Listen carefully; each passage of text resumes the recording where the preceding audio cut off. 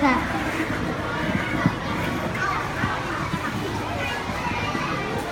I think he is an amazing person, full of vitality, full of energy, full of vision,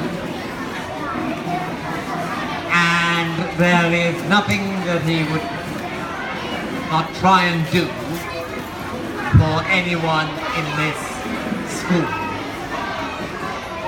be it the head teacher, other teachers, most important of all, any of the children. I am very glad to count him as one of my special friends.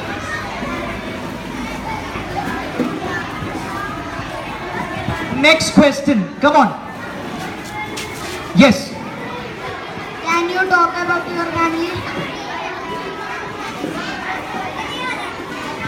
My family was somewhat small. There was myself, my mother, my father, and my father's father, my grandfather. I can only remember life with the four of us together. I think my grandmother had died when I was 3 or 4. And so instead of grandfather paying rent for a house for himself, he came to live with us as we had a spare room. And we did everything together. It was during the war.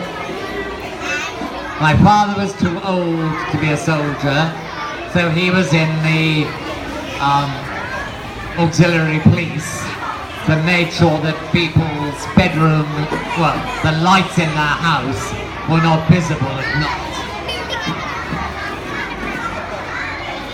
All the young men had gone to the war. So grandfather, who retired from shoeing horses at Euston Station, the railway station in London, he'd been there and he'd retired. You may think it a bit odd, but they didn't have lorries to carry goods. Goods came by train into the main 8 London stations, and then from there they had to be taken out. And they had to use horses and carts. And the horses were always losing their shoes because some of the roads were made of cobbles, just pebbles. And so they're a bit tricky.